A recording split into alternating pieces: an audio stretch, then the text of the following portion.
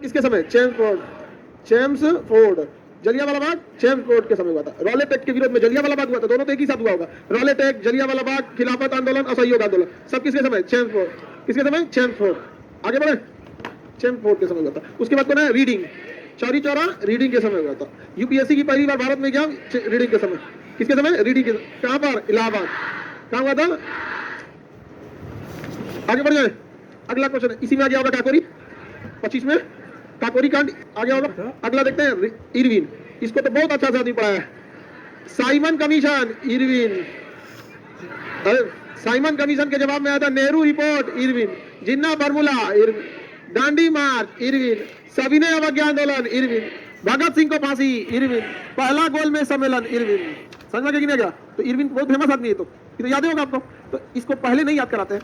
अब कई बुक में देखिएगा ना, पहले ही लिख देगा वायसराय के बारे में, जबकि आप पूरा हिस्ट्री पढ़ लिए, उसके बाद वायसराय इजी लगेगा। इरविन के समय क्या आया था? Simon commission. और साइमन कमीशन यदि आपको पता है तो उससे रिलेटेड 4-5 चीज पता होगी। साइमन कमीशन को श्वेत कमीशन, 7 सदस्य भारत शासन अधिनियम यही पारित करके गया था। इसके जवाब में नेहरू रिपोर्ट, नेहरू रिपोर्ट के जवाब में जिन्ना पर, और उसके बाद दांडी मार्च, दांडी मार्च के बाद सविनय अवज्ञा आंदोलन, उसमें भगत सिंह को फांसी, गांधी इरविन समझौता, प्रथम गोल में द्वितीय में सितंबर में गए, उससे पहले ट्रांसफर हो गया किसका? इरविन का। वेलिंगटन आ गया। इसके बाद कौन आया? वेलिंगटन। भारत शासन अधिनियम 1935 किसके समय? वेलिंगटन। भारत शासन अधिनियम 1935 वेलिंगटन के था। ये इसका सबसे बड़ी विशेषता है। सांप्रदायिक पांचांग की घोषणा हुई थी इसी के समय, क्योंकि द्वितीय गोलमेज सम्मेलन में सांप्रदायिक पांचांग पर चर्चा हुआ था और कम्युनल अवार्ड की घोषणा तृतीय गोलमेज में हो गया था। तो इन्हीं के समय 1935 का अधिनियम पारित हुआ और सांप्रदायिक पांचांग की घोषणा हो गई। सांप्रदायिक पांचांग की क्या हो गई थी? घोषणा। समझ में नहीं आ गया? अब इसके बाद कौन है? लिनिथिगो। द्वितीय विश्व युद्ध किसके समय? लिनिथिगो। प्रथम विश्व युद्ध हार्डिंग, द्वितीय विश्व युद्ध लिनिथिगो। किसके समय हुआ? द्वितीय विश्व युद्ध लिनिथिगो। द्वितीय विश्व युद्ध लिनिथिगो के समय हुआ था। इसके समय पहली बार प्रांतीय चुनाव कब हुआ? 1967। बहुमत में कौन आ गया? हाँ? और यहीं से तेज हो गया जिन्ना का उगारे नाचना। उसको लग गया कि मेरी तो करियर ही खत्म हो गया। समझ में कि नहीं? मुसलमानों ने जिन्ना को नकार दिया था, इसीलिए तो दुनिया राज्य में सरकारें बन पाई थी उसको। पंजाब और सिंध नहीं बन पाया, बाकी जगह मुसलमानों ने क्या कर दिया? नकार दिया। और इवन जिन्ना का भी यही कहना था कि मैं मुसलमानों का धार्मिक प्रतिनिधि नहीं करता। क्या करता है? राजनीति।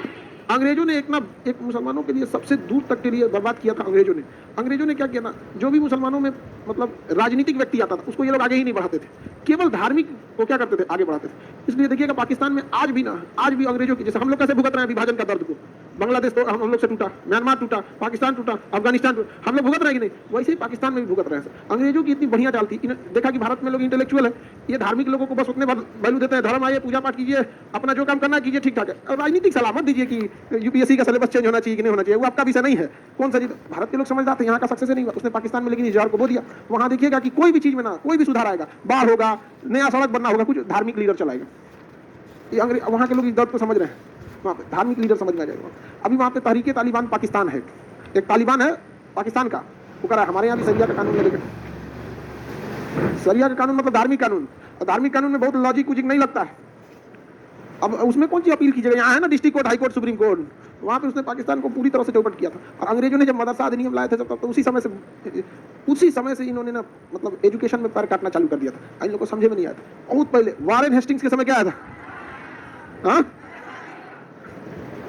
ये रहा आपका बंगाल में हुआ, इसने क्या लाया था? मदरसा अधिनियम। इसने इतना गहराई से काटा ना जिसको आज तक समझे में नहीं आया। 100 साल बाद इन सब का काटा हुआ दर्द करता है। बिच्छी मारता है तो थोड़े दिन दर्द करने लगता है। अंग्रेज जिनको मां काटेगा 100 साल बाद दर्द करेगा। लाया कौन सा अधिनियम? मदरसा अधिनियम। और मदरसा अधिनियम को डे फर्स्ट से उसकी एजुकेशन को कमजोर करते गया। वहां क्वालिटी को बढ़ाया ही नहीं, तो और हायर एजुकेशन को बहुत बढ़ाया। स्थिति ये हो गई कि वहां पर कोई भी क्वालिटी ऑफ एजुकेशन होने ही नहीं लगा। तो जिस मुसलमानों को, जो पढ़े लिखे मुसलमान थे, जो समाज को लीड कर सकते थे, उनका रुझान मदरसा की ओर से कट गया, क्योंकि उसने अधिनियम लाके खूब अच्छे ढंग से मदरसा की क्वालिटी को गिराया, ताकि उसको लगा कि जो पढ़े लिखे या लीड, जिनके अंदर क्षमता है लीड करने के, वो इधर जा ही ना पाए, उन लोगों को भेज दिया इंजीनियरिंग मेडिकल हेल्थ में, जाओ वही ठीक है, वही ठीक। और यहाँ पे वैसे लोगों को डाला जो मतलब नॉर्मल थे, जिसमें बहुत ज्यादा लीडिंग कैपेसिटी नहीं थी। उसके बाद वही हुआ, धीरे धीरे उनको राष्ट्रीय लेवल पे कैसी बातें करनी चाहिए, अंतर्राष्ट्रीय लेवल पर, क्षेत्रीय लेवल पे। भारत में देखिएगा तो अभी भी आपको एक बातों में गहराई दिखेगी कि उनको अंतर्राष्ट्रीय लेवल पे किस तरह से बात करना है। तो जयशंकर साहब की बातों को देखिएगा, कभी किसी देश का नाम नहीं लेंगे। कहेंगे यूरोप वालों ने तो भाई बहुत बार एशिया में ऐसा काम किया, यूरोप में किसी देश का नाम लिया। भारत के लोगों को देखिएगा राष्ट्रीय लेवल पे कैसे बात करना एकदम अच्छे से समझ है उनको। बार बार नहीं बोलेंगे एटमिक पावर। पाकिस्तान में अरे कुछ सड़क चलता नहीं, हमारी फौज मजबूत है, परमाणु बम मार देंगे। अरे चोट्टा कहीं का, तो हम लोग कौन चीज यहाँ बारात में सजाने के लिए रखे हैं? तुम चलो, तुम 4 को मार दोगे, हमारा 28 में से 4 को राज्य जाएगा, तुम्हारे पास 4 को राज्य है। हमारा 28 में से 4 जाएगा, यही ना हो सकता है। तुम मारोगे तो हम लोग बैठे रहेंगे, और क्या गो है 4 उठते सुनते मारता। तो उन लोगों को बहुत अच्छे से बर्बाद किया सभी सब, इन लोगों को समझे में नहीं है अभी तक। अब इस चीज़ को गौर कीजिएगा, जो आप लोग में मुस्लिम लोग होंगे जो पढ़े होंगे उनको समझ में आता होगा कि वहाँ quality control, syllabus, pattern, exam, कोई बड़े लेवल का एग्जाम जो ऑल ओवर इंडिया लेवल पे वो कंडक्ट नहीं होता है। आप लोग ऐसे होंगे तो ये सब तो बहुत दूर तक का सोच के गया था, यहाँ तो चौपट किया था बहुत बुरी तरह से। अब मिंटो आए थे तो उसने तो पाकिस्तान का बीज बो के चला गया, समझ में नहीं आ रहा था हम लोग को। और भारत में क्या किया उसने, ऊंच नीच की लड़ाई इतनी लगा दी थी, इतनी लड़ाई लड़ाती थी कि हम लोग 1857 की क्रांति के बाद समझे थे कि गुलाम है हम लोग, क्योंकि उससे पहले पता ही नहीं था कि हम लोग गुलाम है। क्योंकि जो छोटे तबके के लोग थे उन्हें अंग्रेज खुद नहीं मारते थे, ये क्या करते थे, उनके ऊपर बड़ी जाति वाले को क्या रख देते थे, जमींदार। तो उसको लगता था ना कि हमको जमींदार भी पीटता है, ये गोरा आदमी भी पीटता है। बाद में 1857 के बाद समझ में आया कि उस सूरत नहीं, बाहर से आया है सब, हमको क्या चाहिए, आज़ादी होनी चाहिए। तब देखिए आप 1857 की क्रांति से पहले कौन सा बड़ी लड़ाई लड़ी हुई है, कुछ भी नहीं हुआ जो राष्ट्रीय लेवल पे। इवन 1857 की क्रांति कौन सा राष्ट्रीय लेवल पे गया था, व्यक्तिगत मामला ज्यादा था। अगर दलौजी नहीं आ रहा था तो 1857 की क्रांति नहीं होता, ये गारंटेड था। 1857 की क्रांति के मुख्य कारण ही दलौजी था, राज्य हड़प नीति। वो एक आग में चिंगारी का काम कर दिया था मंगल पांडे का इशू, लेकिन उससे पहले तो पूरा तांडव हुआ ही था ना। आगे बढ़ जाए, इरविन समझ में आ गया। इरविन के बाद वेलिंगटन, वेलिंगटन के बाद लिनी थिगो, द्वितीय विश्व युद्ध, प्रांतीय चुनाव लिनी थिगो, क्रिस प्रस्ताव, भारत छोड़ो लिनी थिगो। क्रिस प्रस्ताव को गांधी जी ने क्या कहा था, पोस्ट डेटेड चेक, और जवाहरलाल नेहरू ने कहा दिया दिवालिया बैंक, दिवालिया बैंक। क्रिस ने यही कहा था कि युद्ध के बाद आपके लिए एक संविधान सभा का गठन करेंगे, आपके लिए हम एक स्वायत्त राज्य की घोषणा करेंगे। जबकि नेहरू ने कहा कि स्वायत्त राज्य भूल जाइए, क्या चाहिए, पूर्ण स्वराज। अब भारत छोड़ो सब किसके समय, लिनी थिगो के समय। प्रांतीय चुनाव लिनी थिगो, द्वितीय विश्व युद्ध क्रिस प्रस्ताव, भारत छोड़ो लिनी थिगो के समय हुआ था। किसके समय, लिनी थिगो के समय। आया वेवेला, कौन आया, वेवेल, कौन आया, वेवेल। वेवेल ने कौन सा समझौता, शिमला समझौता, वेवेल ने शिमला समझौता। शिमला सम्मेलन में वेवेल ने पाकिस्तान शब्द का प्रयोग किया नहीं, शिमला सम्मेलन में उसने पाकिस्तान शब्द का प्रयोग नहीं किया, इसलिए जिन्ना भड़क गया था। 1945 के शिमला सम्मेलन में जिन्ना का कहना था कि 6 मुस्लिम जो हैं वो कहां से आएंगे, मुस्लिम लीग। जबकि वेवेल का कहना था कि 6 कांग्रेस ले आ दे, 6 मुस्लिम लीग ले आ दे, 2 अंग्रेज रखेंगे सेनापति और वायसराय, 14 कार्यकारिणी में 12 को कौन रहेंगे, भारतीय रहे, 12 को भारतीय रहे। लेकिन हम आपको पूरा बता दिया ना शिमला सम्मेलन, कि दोबारा बताना पड़ेगा, बता दिए। कैबिनेट मिशन में कितने सदस्य आते, 3। क्रिप्स अलेक्जेंडर लॉरेंस, नेतृत्व कौन किया, लॉरेंस। कैबिनेट मिशन के आधार पर ही हमारे यहाँ क्या बना, अंतरिम सरकार। क्या बन गया, अंतरिम सरकार, अंतरिम सरकार। इसके साथ साथ और क्या गठित किया गया, संविधान सभा। क्या गठित हुआ, संविधान सभा। किसी को कोई दिक्कत नहीं, तो अंतरिम सरकार और संविधान सभा का गठन किसके तहत हुआ, वेवेल के तहत। अंग्रेज कब भारत छोड़ने का प्लान बनाए थे, 1948। लेकिन इधर जिन्ना का हो गया टीवी, जिन्ना को क्या हो गया, टीवी। अंग्रेजों को लग गया कि जिन्ना मर गया तो मुस्लिम लीग में कोई नेता ही नहीं है, मुस्लिम लीग में कोई नेता नहीं है, तो फटाफट जिन्ना को चढ़ाया गया कि जितना जल्दी लेना है तो ले लो। यहाँ पर जिन्ना ले लिया, उसके बाद पता चला जिन्ना को टीवी है। पाकिस्तान वाले ने जिन्ना को छोड़ दिया, सड़क में मरा है जिन्ना, एम्बुलेंस में। हाँ जी, जिन्ना सड़क में मरा एम्बुलेंस में से, एकदम टेंशन में। तो उसको पेट्रोल सब खाली था उसकी गाड़ी का। 2 घंटा बाद मिलिट्री आई थी, उसके बाद गया, शाम को मर गया बेचारा। 25-30 किलो का बचा था मरने के टाइम। कायदे आजम, कायदे से मर गया। अभी वो अपने देश को देखता होगा तो बहुत बदहाली पर होता होगा। अगला है माउंट बेटन, 34वां और अंतिम वायसराय माउंट बेटन। हाँ, या भारत को क्या करके चला गया, भारत को स्वतंत्रता तो इनके बाप को करना ही था, बांट के भी चल गया। भारत को क्या करके चल गया, बांट के चला गया। तो भारत का विभाजन माउंट बेटन, भारत का विभाजन माउंट बेटन। उसके बाद माउंट बेटन 48 में चल गया, माउंट बेटन 48 में चल गया। बहुत इतिहासकार लिखते हैं ऐसा कि माउंट बेटन नेहरू की बहुत बात मानता था। कई को लिखता था कि माउंट बेटन की पत्नी और नेहरू में बहुत घनिष्ठता थी। माउंट बेटन किसकी बात मानता था, हाँ जवान, अरे अगर ठीक है तो था तो मान लेता था इसे, तो बाकी लोग को इसे घनिष्ठता रख के आजादी करा देना चाहिए पहले ही। हाँ, देश के लिए जो सही रहे सब सही है। आगे बढ़े, यही से तो पहले ना भाग गया, बहुत जल्दी भाग गया माउंट बेटन। कहा भाग गया यहाँ पे ना, घनिष्ठता और घनिष्ठ हो जाएगा। सी राजगोपालाचारी, स्वतंत्रता के बाद प्रथम अंतिम भारतीय गवर्नर जनरल। देखिए स्वतंत्रता जैसे मिल गई, वायसराय का पद खत्म, वो पद क्या बन गया, गवर्नर जनरल। उसके बाद 26 जनवरी 1950 को क्या लागू हो गया, संविधान।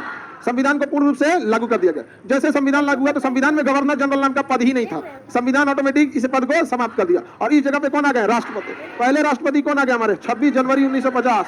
भारत हो गया प्रजातंत्र और हमारे राष्ट्रपति पद की स्थापना हो गई। हमारे पहले राष्ट्रपति राजेंद्र प्रसाद, दूसरे राष्ट्रपति राजेंद्र प्रसाद, 2 बार वही राष्ट्रपति बने हैं। हालांकि एपीजे अब्दुल कलाम को भी 2 बार बनना चाहिए था, लेकिन राजनीति भारत में उटपटांग होती है, बिना मतलब कई चीजों को राजनीति कर दिया गया। आगे बढ़े, बोलिए।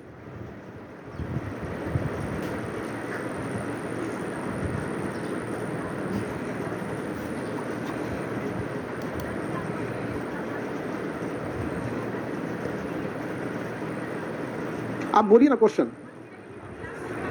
हाँ तो बस इतना सीधा सा क्वेश्चन था। अब हमको समझाने लगती हैं आप कि ऐसे हुआ तो ऐसे हुआ। सीधा इनका क्वेश्चन है कि सारा काम तो किया किसने था? अंग्रेजों ने सारा तांडव किया, लेकिन बदनाम जिन्ना हुआ, अंग्रेज निकल गए। अंग्रेजों को एक चीज बहुत अच्छे से पता था, भारत में लोग केवल धार्मिक विवादों को याद रखते हैं, बाकी किसी चीज को नहीं, इसलिए कभी धर्म के पचड़े में पड़े ही नहीं। और जिन्ना को यह बात पता था कि हम अगर कहेंगे एजुकेशन के नाम पर तो कोई उसके पीछे नहीं चलने वाला। जिन्ना कहेगा कि हम इंजीनियरिंग कॉलेज खोलेंगे पाकिस्तान में, कोई नहीं चलेगा। जिन्ना का सपना दिखाया अलग कि यहाँ पाकिस्तान होगा, सीधे यहाँ 5G लगा देंगे, ऊपर भगवान से सीधे बात होगी, फरिश्ते आएंगे। तो भारत के लोगों का सेंटीमेंट देखिएगा, आज के डेट में भी भारत में धार्मिक विवाद बहुत ज्यादा तूल पकड़ लेते हैं। हमारे देश में पूरी राजनीति धर्म और जाति के ही आसपास घूमती है। तो इस बात को अंग्रेज भली भांति समझ गए थे, इसलिए वो पूरी फील्डिंग सजा दिए थे कि पाकिस्तान का विभाजन करना। और पाकिस्तान का विभाजन भी इसी आधार पर कर दिए थे कि धर्म के आधार पर। और पाकिस्तानियों के हाथ पे हाथ रखते थे कि हम तुम्हारे साथ हैं, और भारतीयों से कहते थे कि भैया तुम लोग निपट लो, हमें क्या करना है। वो अपने आप को बचा के रखते थे। इनफैक्ट इतिहास में हमारा सबसे ज्यादा कोई दुश्मन रहा तो इंग्लैंड, लेकिन वो कभी हमारे धार्मिक मामले में हस्तक्षेप नहीं किया, इसलिए हम लोग को टेंशन ही नहीं है। दूसरा, अंग्रेजों को पता है कि आप किसी से लगाव तभी रखेंगे जब आप उसके कल्चर को मैच करेंगे तब, इसलिए अंग्रेजों ने अपना कल्चर थोप के चले गए। उन्होंने हम आजकल किसका कल्चर अपना लिया? अंग्रेजों का। भारतीय कल्चर को उसने गंवार घोषित कर दिया। कर दिया क्या? यहाँ पैंट शर्ट पहनने वाला गंवार, जीन्स पहनो, समझो, फाटल जीन्स।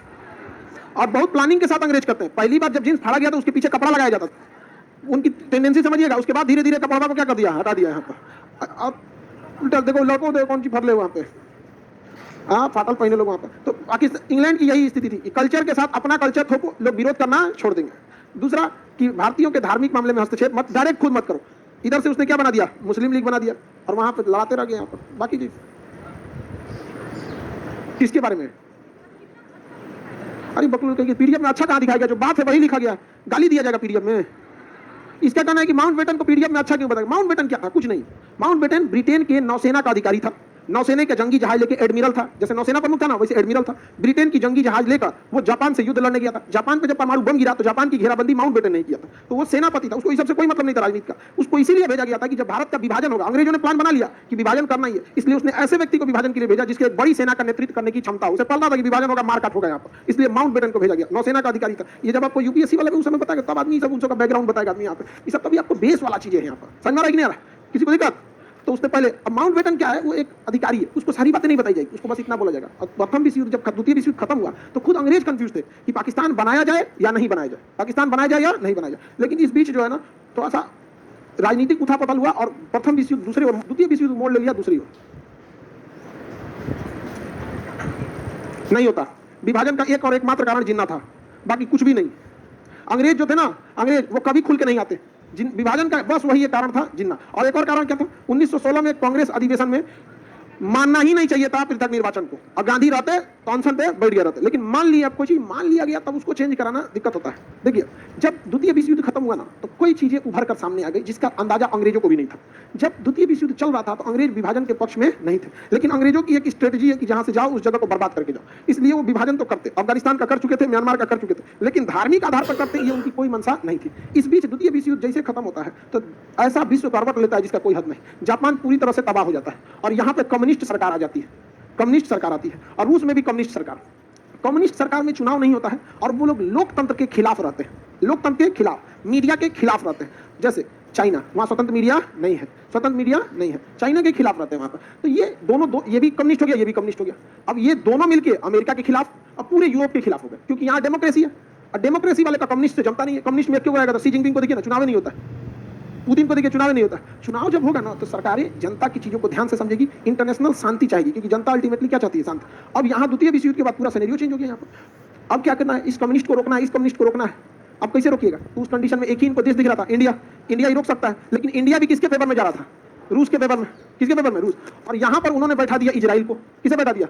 इजराइल को। तो पूरी मुस्लिम वर्ल्ड किसके खिलाफ हो गए थे? सब यूरोप वालों के। तो यूरोप वाले के 2 बार खिलाफ हुए थे सब पूरे मुस्लिम वर्ल्ड यहाँ पे। एक खिलाफत आंदोलन में जो प्रथम विश्व युद्ध के बाद हुआ, और एक फिलिस्तीन को लेके जो द्वितीय विश्व युद्ध के बाद हुआ। तो उसने देख लिया था एक चीज को बहुत भली भांति कि उनके सामने एक समस्या है, ये अरब वाले अगर एक हो गए तो यूरोप वालों के लिए दिक्कत हो जाएगा। और अगर भारत स्वतंत्र हो रहा, भारत टेंशन फ्री रहा, तो तीनों अगर एक हो गए तो क्या होगा? गड़बड़ हो जाएगा। उस समय पाकिस्तान, चाइना कब्जा नहीं किया था हम लोगों के ऊपर, इसलिए उसको लगा कि भाई साहब ये गड़बड़ हो जाएगा यहाँ। तो इन अरब वालों को कंट्रोल करने के लिए उन्होंने क्या बनाया? इजराइल। तो ये पश्चिमी एशिया, मिडिल ईस्ट को कंट्रोल किधर से करेगा? इजराइल से। इजराइल से कंट्रोल करेगा। और फिर इसको कंट्रोल करने के लिए उसने पाकिस्तान लाया था। क्या लाया? पाकिस्तान। उनकी मैच फिक्सिंग हो गई। सोचिए हम लोग अभी राज्य खेल रहे हैं और देश खेल रहा है सब। हम लोग अभी यूनिवर्सिटी खुलना चाहिए कि नहीं, मगध यूनिवर्सिटी का पेपर सिलेबस सही से होना चाहिए कि नहीं होना चाहिए, बिहार एसएससी का पेपर कैंसिल होना चाहिए, सोचा देश खेल रहा है। इस देश को मारते हैं यहाँ पे, और शुरुआत से उनकी टेक्निक यही रही है, हमेशा से वो इजराइल को हथियार दिए हैं और कहें अरब वालों को मारो। अरब वालों को इतना मारता है दौड़ा दौड़ा के यहाँ पे जिसका कोई हद नहीं, जीना आराम किया फिलिस्तीन वालों को, उसके बाद से अंग्रेज आएंगे फिलिस्तीन वालों को ब्रेड देंगे, खाना पीना देंगे, कब मार दिया तुमको, गलत किया, कहाँ मारा तुम यहाँ फिलिस्तीन में, कहाँ मारा यहाँ पे, बाकी अरब देश वाले फिलिस्तीन के साथ गलत हो रहा है। इन लोगों ने फिलिस्तीन के लिए किया क्या है, एक ना स्कूल खोला है बढ़िया, ना कोई यूनिवर्सिटी खोली है, ना कोई हॉस्पिटल खोला है, दुआ मांगे हैं सब बस फिलिस्तीन के लिए अच्छा हो, तो दुआ मांगने से वहाँ क्या हो रहा है, कोई ठोस कदम नहीं उठाया किसी ने फिलिस्तीन के लिए, तो यहाँ मारा वहाँ पे समझ में गया। और अमेरिका और हथियार दिया किसको, पाकिस्तान को, इस साइड में किसने हथियार दिया, पाकिस्तान। आज भी देखिएगा, आज भी यही कंडीशन है, वो रसिया को बैलेंस करता है। हम गए खरीदने रूस से S-400, अमेरिका ने मना किया मत खरीदो, तो भारत ने कहा खरीदेंगे, अमेरिका का ईगो हट हुआ, कहा कोई बात नहीं, पाकिस्तान को दे दिया F-16, पाकिस्तान को क्या दिया, उनका ये चेक एंड बैलेंस है।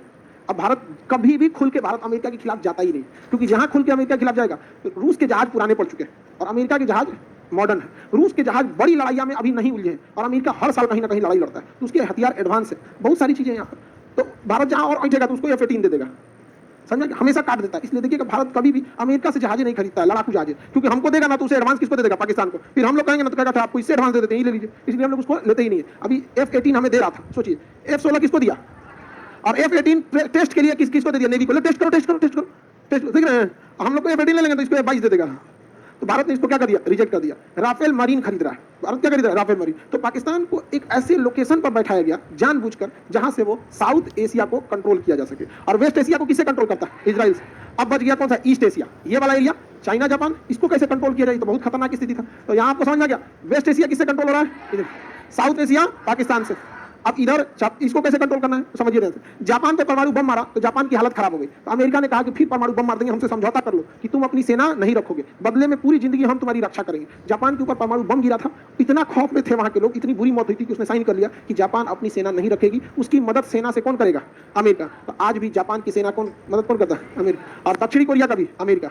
अब देखिए दक्षिणी कोरिया ज्यादा उड़ने ना लगे, ज्यादा पढ़े लिखे लोग हैं दक्षिणी कोरिया में, सब क्या है, पढ़े लिखे, ज्यादा उड़ने लगेगा दक्षिणी कोरिया, अमेरिका जाओ तुम्हारी क्या जरूरत है, तो अमेरिका पीछे हट जाएगा। उत्तरी कोरिया किंग जो कहेगा परमाणु बम मार देंगे, तो साउथ कोरिया कुछ बोल नहीं सकते हैं क्योंकि इनका काट क्या है, नॉर्थ कोरिया। और जापान से तो एग्रीमेंट ही रखा है। तो पूरी तरह से एशिया को कंट्रोल कौन करके रखना है, इधर से इजराइल, इधर से जापान, इधर से पाकिस्तान, और वेस्ट से यहां से कंट्रोल करने के लिए उन्होंने यूक्रेन को चुना था। किसे चुना था, यूक्रेन। पुतिन कहा कि इतिहास, बाप रे बाप, से जरूरत नहीं, हमरा से पंगा, यूक्रेन हमको कौन चीज समझा, यहाँ पे एशिया वाला मारो ससुराल, दूर दिया कि नहीं दूर दिया। आप देखें हम कभी भी रूस का पुतिन के इसका हम का विरोध किए हैं, हमको पता है कि वो अगले 100 साल के लिए सोच रहा है, चारों ओर से घेर लिया है, पूरा चारों ओर से। जब देश आजाद करके गया था तो हिंद महासागर में एक द्वीप था डिगो गार्सिया, वो अंग्रेज इसको आजाद नहीं किया था। यहाँ केवल और केवल फौज रहती है, ब्रिटेन की और अमेरिका की, पूरी चारों ओर से क्या करके रखे हैं, घेरे हैं। वो इंडिया के लिए कभी नहीं सोचेगा सर। इंडिया को अमेरिका और यूरोप केवल बैलेंस करने के लिए सपोर्ट करता है सर, कि चाइना को बैलेंस कर सके, कहता है चाइना को बैलेंस करने के लिए। भारत भी बहुत होशियार है, कहता है बैलेंस करना रहेगा तो हम अपने दम पे कर लेंगे,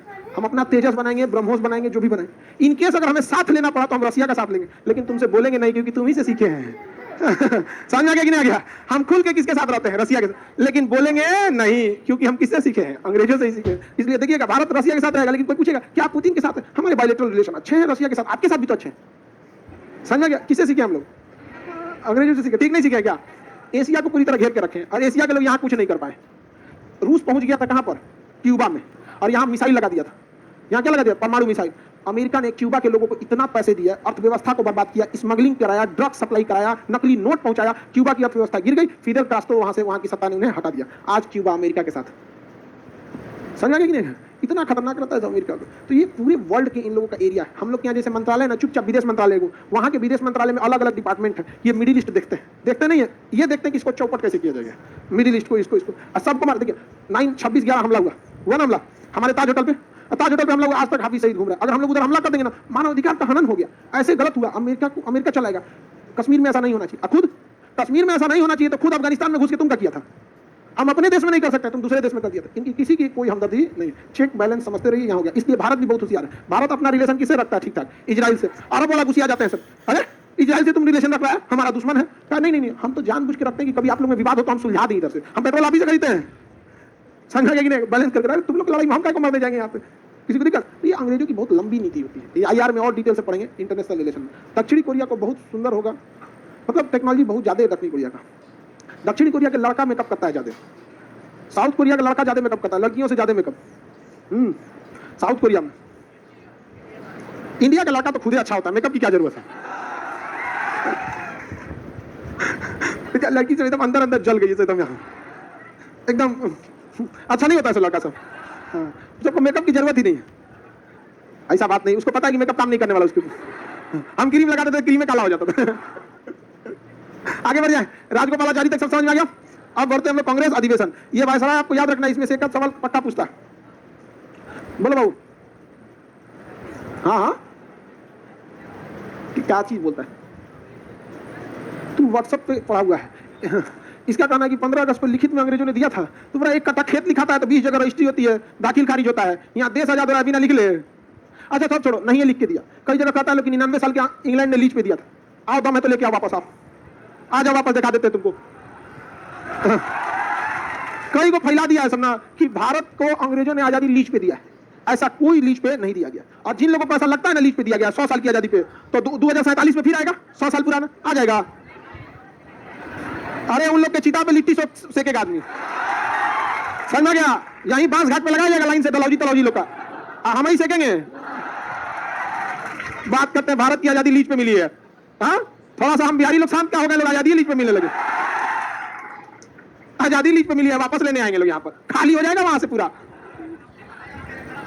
ऐसा कुछ भी नहीं है आजादी लीज पे में। आजादी हमारी प्रॉपर आजादी है, लेकिन कुछ लोगों को कोई इतिहास से लेना देना नहीं रहता, कोनो बात बोल देता है। अच्छा लीज पे मिला रहेगा तो आएंगे ना वापस लेने के लिए, आएंगे अपने मर्जी से और जाएंगे ही नहीं,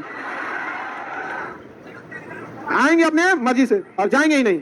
सही बताते अगर आ गया ना, कंफर्म बताते कम से कम 20 को तो हम रखेंगे यहाँ आई कार्ड चेक करने के लिए। चेक करें, समझ में आ गया? और अंदर लिखवा देंगे dots and white not allowed.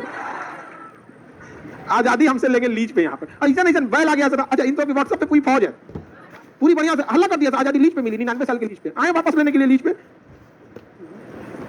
अरे मत देखिए, कभी सिलवट लोहा पे ना अदरक रगड़ा जाता है इसे, कभी कभी चाहे से रगड़ के खत्म कर देगा, पीछे से बलवा पकड़ लेगा इसे, और नया कोनो दीवार रहेगा बिना प्लास्टर का, वही रगड़ के इसे खत्म कर देगा, बराबर एकदम सपाट। आजादी हम लोग से लेने आएंगे, आप फुल बदला ले लेगा आदमी वापस से। चलिए अब देखते हैं अखिल भारतीय राष्ट्रीय कांग्रेस, पिछवा कोनो अंग्रेज का आएगा जी। आगे देखिए,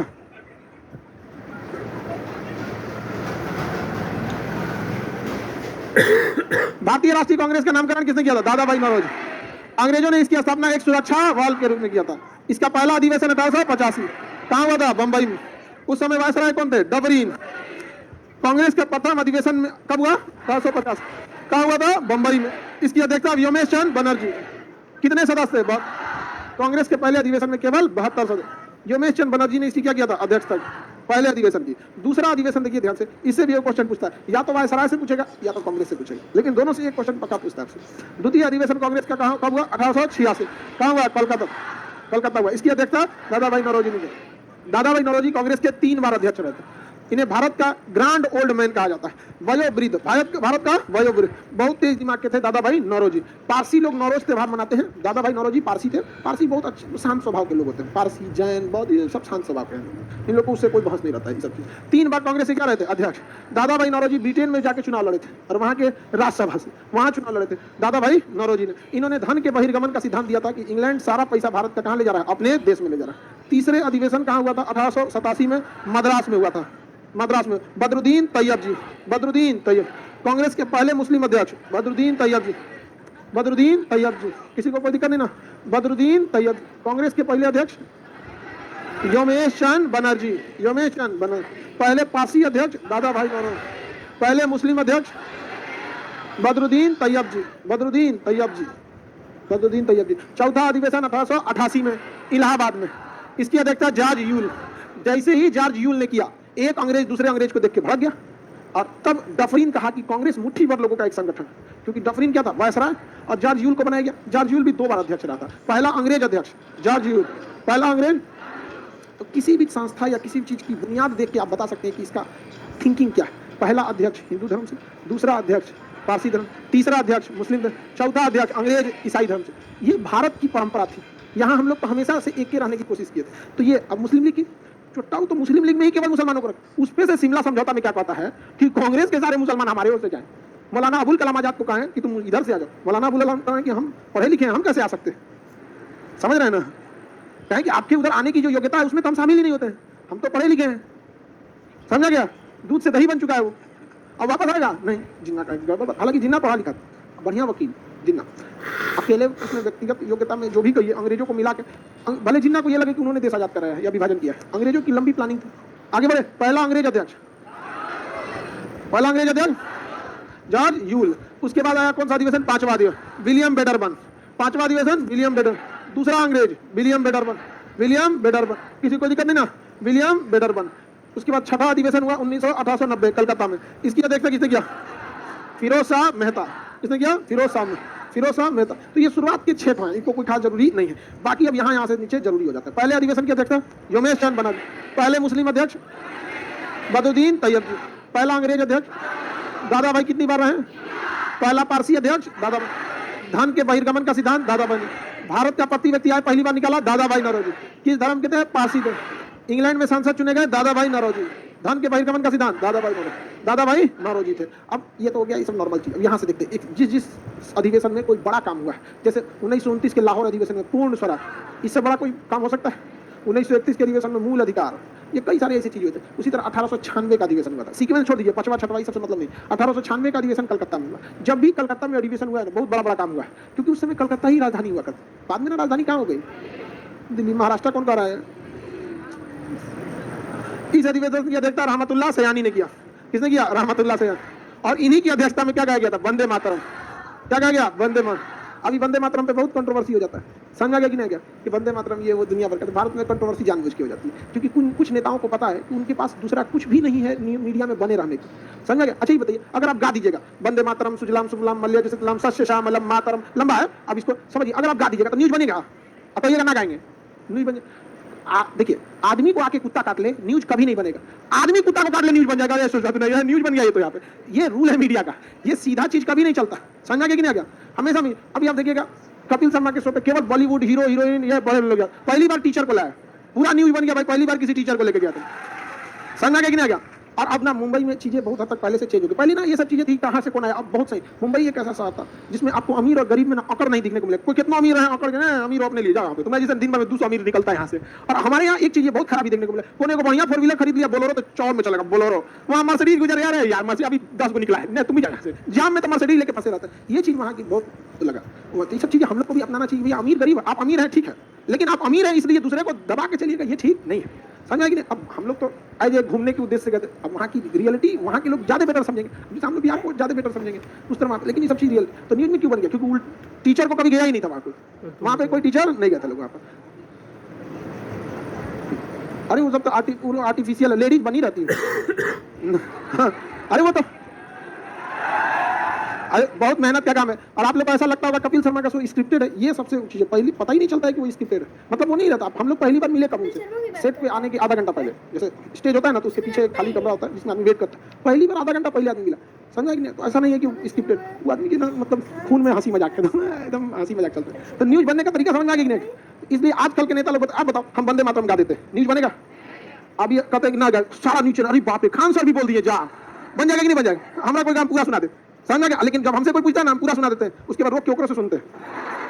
अगर हाई तानी मानी ना ना ना ना ना गलती ना, हाई 2 लाइन ना। अब आप पूछ दिए हैं तो फिर हमारी मेहमान नवाजी हमको भी मौका दीजिए, एक बार आइए हम भी मेहमान। ये गलती कभी नहीं। यहाँ पे कुछ लोग होते हैं, अब आप बता, हम कोई सबसे, हम ये सब दूर निकल चुके हैं, सबसे ये सब मैट्रिक का चीज है, मतलब समझ आया? हम लोग बहुत।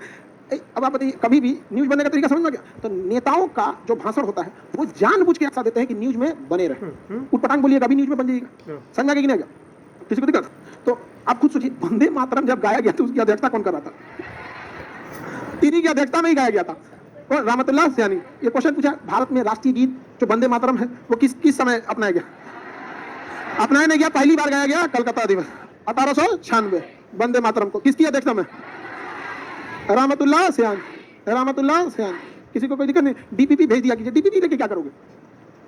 डीपीपी की जरूरत आप लोग को नहीं है, इसमें डीपीपी बोलते हैं, समझा? जो आपके पास वो क्या है? पीडीएफ। और ये जो लिख रहे हैं ये क्या होता है? डीपीपी। तो डीपीपी बहुत बड़ा हो जाता है, एक के पेज में कराइएगा ना तो देखिए 4 को अधिवेशन आता है, 4 को, तो डीपीपी बड़ा हो जाएगा। बहुत अमीर घर का लग रहा है। चलिए इतना समझ आ गया। अब आगे का अधिवेशन कल पढ़ा देंगे।